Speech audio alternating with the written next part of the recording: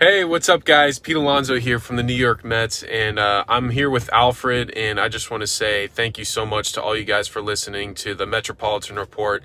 It's a really awesome show. You got some great insight on Mets baseball, and yeah, it's a great place where Mets baseball is talked about, and we got a lot of really fun stuff coming up this year. And a lot of really great things coming from this team in the clubhouse, and I'm really excited to keep the ball rolling. And it's been such a fun season, and I'm really thankful for everybody coming out to the ballpark and supporting us, and it's just been absolutely tremendous. So thank everybody for listening to the Metropolitan Report, and Alfred, keep doing your thing, and as always, LFGM. Hey, everybody, it's Alfred Parsar Jr. back with another edition of the Metropolitan Report. And before we begin today's report, just wanted to remind everybody that if you want to keep up with the Metropolitan Report and be notified when we drop new content, go down below and hit that subscribe bell. Also, sound off in the comments if there's anything that I say that you agree with, disagree with, or anything that I may have looked past that you want to talk about. And then last but not least, please share this podcast with any fellow Met fans or people that like baseball or people who just like podcasts in general. Appreciate you. So today on the Metropolitan Report, we're going to go over the Mets' recent play on this homestand. We're going to talk about a certain player killing it in the minors and things we like with the team and don't like. So, first off, the Mets currently sit in second place, 12 games above 500. And this Mets team has an overall record of 34 and 22. Again, 2 games behind the first place Philadelphia Phillies. They sit at 36 and 20. The Mets currently on a homestand that started last week Friday, so it's been a very long homestand. Usually homestands are 2 series long. This one is 3. The Mets have won both series of this homestand so far. They beat the Dodgers 2 games to 1. They beat the White Sox 2 games to 1. And they start a series against the Colorado Rockies in a few hours. So, one thing I got to point out now, when the Dodgers came to town, especially the way that the Mets played in that Red Sox series in Fenway last week in Boston, I thought that this Mets team was going to be on a downturn. I thought that this Mets team was going to lose the series to the Dodgers, probably 2-1, but it went the other way. Mets win 2-1. Hooray, I know I should believe more in my team than I do. And then the White Sox came to town. I was predicting a sweep, but the White Sox won 1 game. And what's very interesting about that White Sox series is that the Mets won the series, yes, but they were outscored 14-12 in that series against the White Sox. Um, the Mets ended up beating the White Sox on Memorial Day 2-1. Then they had a 6-4 win the very next day on Tuesday before falling 9-4 on Wednesday. But this Mets offense, it's no secret, it has been slumping. Guys are struggling. Juan Soto struggling. Francisco Alvarez has just offense has just not been there. Of course, we just mentioned Juan Soto.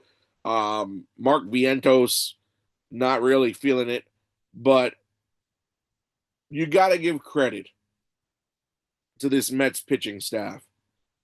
And this Mets pitching staff, they're doing their job because the starters, and we've shouted out the rotation several times throughout the course of this season on this show.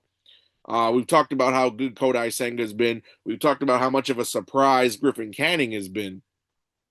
But we got to give credit to the bullpen now. Everybody knows our closer, Edwin Diaz, yet to blow a save opportunity so far this season. That's all well and great. But it's the guys that get into the game leading up to Diaz who we need to acknowledge. These are the guys who hold leads. These are the guys who protect leads. These are the guys who get us out of trouble should have started getting into trouble. And I'm talking about Reed Garrett and Huascar Brazoban. Now, you look at the numbers here on the graphic between Garrett and Brazoban. Reed Garrett, 23 and 2/3 innings pitched coming into today, 26 strikeouts, and an ERA of 0.76. And you look at Huascar Brazoban, 32 and a third innings pitched, 31 strikeouts with an ERA of 1.11. So these two are the standouts of the bullpen. Now, what's fascinating to me, and of course, you expect this out of Reed Garrett. Reed Garrett uh, had a decent season last season in that run to the NLCS, but it's Huascar Brazoban who's been the revelation here. Huascar Brazoban in baseball years is pretty old. He's 35 years of age. That is not by any means a considered young in baseball years. But Brazoban, we picked him up in a deadline acquisition last season from the Miami Marlins. He made his debut in 2022, and he played from 2022 up until the deadline last season with the Marlins. Was not a spectacular relief pitcher at all. He has a career ERA of 3.30, which is great. Win-loss record. Now, this is including this season's stats, by the way. Win-loss record of 10-7, but he was about an average arm that you would find in a major league bullpen. And now here comes Brazoban, who had a shaky Mets tenure last season, and he's been able to turn it around. If you would have asked me prior to the season, did I think Huascar Brazoban would have been a difference maker in this bullpen, I would have quite honestly told you no. I would not have believed it. So, very satisfied with Brazoban, satisfied with Reed Garrett as well. Reed Garrett, I don't think anybody has been surprised by his performance this season. He's been one of the stronger arms in not only the Mets bullpen, but in Major League Baseball in and of itself. Of course, Reed Garrett. Reed Garrett's been a bit of a journeyman. Made his Major League debut in 2019 with the Tigers. Did not play baseball in 20 or 21. Reappeared in 22 with the Nationals, and he's bounced around. Started 2023 with Baltimore, and then he came over at the deadline, and he has been a New York Met since 2023. This is his third season in Flushing, and again, Reed Garrett was a big part of the bullpen last season that helped the Mets make that run to the NLCS. So not surprising there, but Brazoban has been the revelation. And if these two can keep this up, especially with what's happened, I'm sorry, over the course of the season, the AJ Minter injury, the Danny Young injury, the struggles of Dedniel Nunez, who's been sent back to Syracuse since. These two are going to be the two key cogs in the bullpen, especially the up and down struggles of Ryan Stanek. So again, Garrett and Brazoban are really pulling more than their weight in the bullpen. So just want to give those guys some credit. Now, moving on to some Mets news that's taking place currently in the minor leagues, may affect the big league roster. We got to talk about Ronny Mauricio. Ronny Mauricio, of course, had the cup of coffee late in the 2023 season, showed what he can do in a small sample size, then tore his ACL in the Dominican Winter League in January of 2024, has not played in the majors since, but recently came off of the IL and is currently in Syracuse. And Ronny Mauricio, ladies and gentlemen, in Syracuse, is batting .316 with 3 home runs, 10 RBIs, OPS of .891, has 5 stolen bases to boot in 57 at-bats. That begs the question, should the Mets at this point in time right now call up Ronny Mauricio. Now,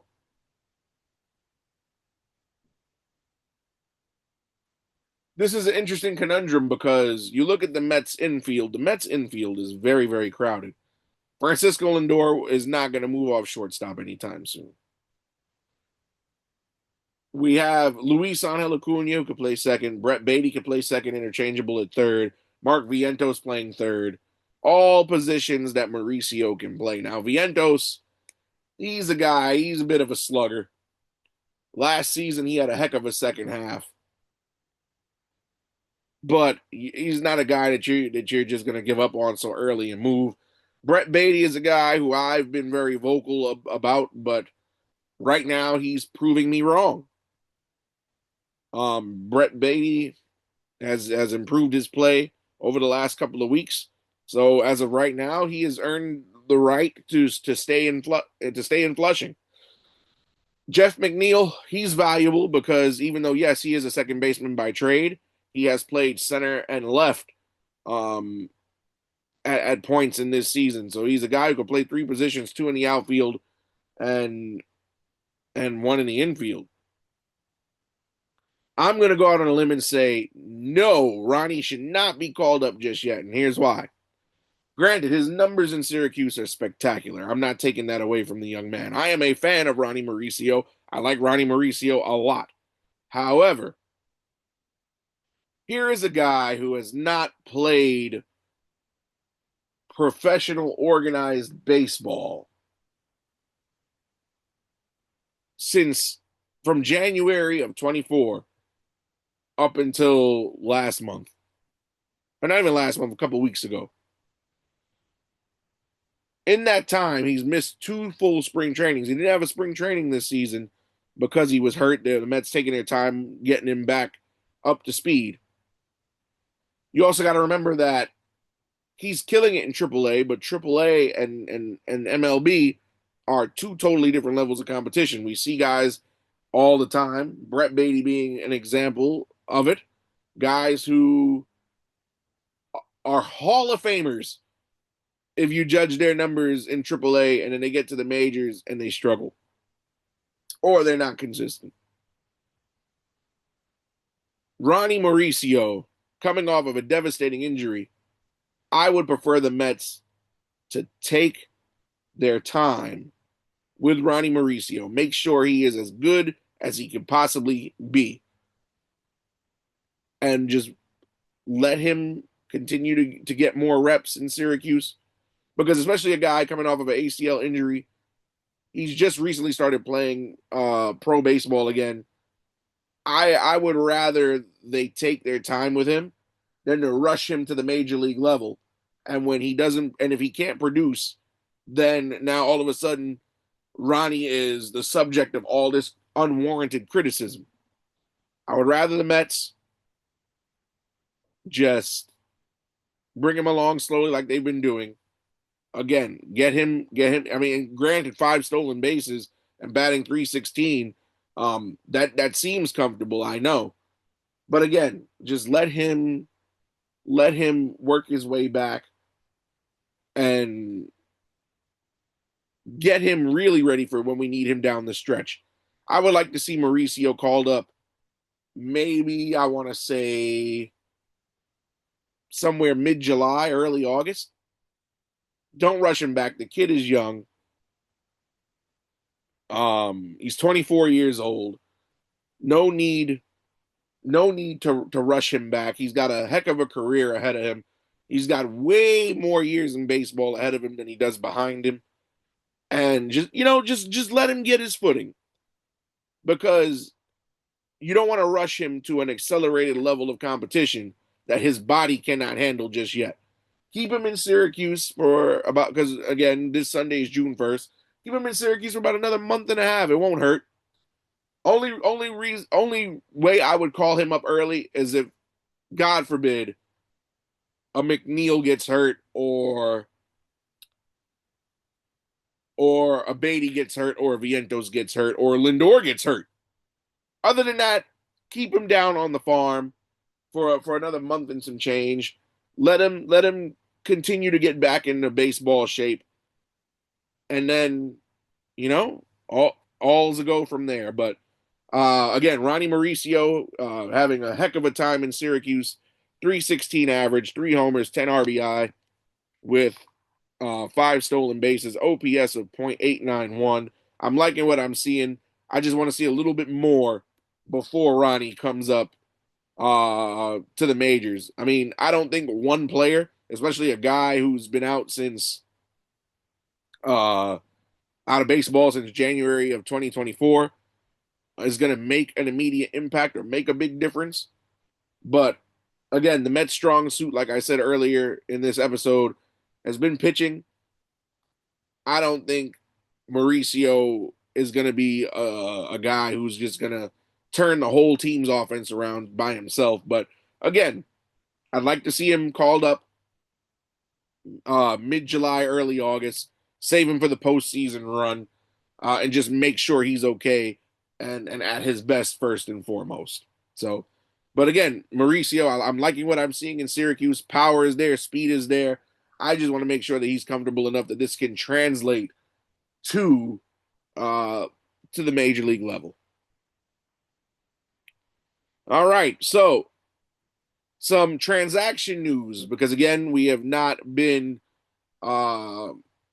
had a show in a week, and again, I do apologize. I ended up going on a vacation. I should have said that, but went on a vacation after the last episode and didn't come back till a couple days ago. Had to get my bearings before I give you this show. So to my audience that waited on this show, I absolutely do apologize. But the Mets have made some roster moves since we last had an episode. So here we go. The Mets have designated outfielder Jose Azocar for assignment. They've also DFA'd bullpen reliever Hennessy Cabrera. He has since joined the Chicago Cubs. And they have called up Jared Young from AAA Syracuse. Jared Young had a big Mets debut the other day. Had 2 hits in the same game on Tuesday against the White Sox. One was a 2-run homer. The other one was a double. Of course, Jared Young, tremendous story there. Fell out of baseball. Had to go to the KBO in 2024 to work his way back to the majors, and now he's here with the Mets. Previously played with Chicago in 2022 and 23. Was in camp with the Mets this season. Didn't make the big league roster, but here he is now. So, Jared Young, new to Flushing. Jose Azocar, who I thought would stick around, has become the odd man out. He was designated for assignment along with Hennessy Cabrera. So, Jared Young already paying dividends, had a big game on Tuesday. They've been DHing him. He did play the field Wednesday as a defensive replacement, but Jared Young can also play first base, but as long as Pete Alonso's healthy, he's not going to see any time at first base, but he can also play left field as well. So that's always a plus for Jared Young. Again, feel good story. Fell out of baseball after the 2023 season after the Cubs let him go. Went to the KBO, and he's done big things. Also, Brandon Waddell, who is an innings eater. That guy in relief can pitch 3 or 4 innings. He's been recalled back to the major league roster. So the Mets adding Young and Waddell, calling both up from Syracuse, and letting Azocar and Cabrera go. As far as Hennessy Cabrera, he did pitch okay as a Met, but I prefer Waddell over him because Waddell can eat innings. Granted, he got beat up against the White Sox on Wednesday, but every pitcher is going to have a bad game. Not going to hold that against him. I prefer Waddell over Cabrera in what I've seen thus far. So, this New York Mets ball club hosting the Colorado Rockies in a 3-game set starting tonight in a couple hours. 7:10, is the first pitch. And The Rockies, they are the absolute worst team in baseball right now. You look at this Colorado Rockies team, they are the only team in the majors who are still in single digit wins. They are sitting at 9-47 right now. I know it's still early in the season, but when you're 25 games back this early in the season, there's no chance for you to even think that you're going to make the playoffs. But the Rockies play the Mets. They come into town, and they'll also be seeing the Mets 1 week from today in Coors Field. So this is a first look as they'll be playing the Mets again in a week's time from now. But I expect pure dominance out of this series. The Mets should be able to sweep the Rockies. The Rockies, when you want to talk about players to watch out for, um, the Rockies really don't have anybody that's doing anything right now. I mean, they got a couple of decent hitters. Ezekiel Tovar, the shortstop, batting 274, 2 home runs, 9 RBI. Hunter Goodman, batting 276. He's got 7 home runs and 31 RBI. But everybody else is just the numbers for these guys just not good. And I know the rules. Every team in MLB has to be represented by at least one All-Star in the Midsummer Classic, but nobody on this roster deserves to be an All-Star. Like I'm looking at pitching, hitting, they don't have it. Going to the pitching matchups tonight in Citi Field, David Peterson, who's sitting at 3-2 with a 2.79 ERA. He's going up against Kyle Freeland, who is 0-7 with a 5.86 ERA. Then tomorrow, Kodai Senga going up against Antonio Senzatella. Senga sitting at 5-3, 1.46 ERA. Senzatella 1-9, 6.50 ERA. My goodness. And then in the finale on Sunday, Clay Holmes 5-3, 2.98 ERA. Going to go up against Carson Palmquist 0-3 with an 8.78 ERA.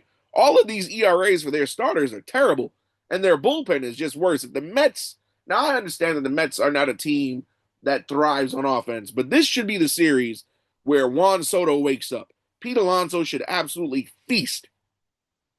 Francisco Lindor should be able to do damage, and so on and so forth. But this Rockies team, now we just saw the White Sox last season break the all-time single-season loss record in MLB history, which was held by the 1962 Mets, a record I never thought would be broken. But the Rockies this year are on pace to break that record that the White Sox broke last year. So may God have mercy on the Colorado Rockies organization, but this should be a sweep. I expect nothing less but a sweep. I'd be surprised if there's anything less than a sweep, to tell you the truth. Even some of the Rockies' best players over the years, like the Michael Tolias and the Ryan McMahons, they're not producing so far this year. So the Mets better take advantage of this because the schedule is up and down as far as in the schedule. Sorry, I'm tongue tied. The schedule is up and down as far as strength of schedule goes in this next couple of days because there is a lot of travel involved. So the Mets, they play the Rockies today, tomorrow, Sunday. Then they turn around on Monday to go to Chavez Ravine to play the Dodgers in Dodger Stadium. That's a 4-game series. Monday, Tuesday, Wednesday, Thursday, before they have to go to Colorado Friday, Saturday, Sunday. Off day on Monday before coming back home to take on the Washington Nationals. So the Mets are going to need to sweep the Rockies or at least win the series because the Dodgers are no tough task. Now, the Mets won the series against the Dodgers last week, but that was at home. Going on the road, completely different story. and then turning around to go to play to Colorado. So the time differences, of course, the Dodgers play in Pacific, the Rockies play in Mountain Time.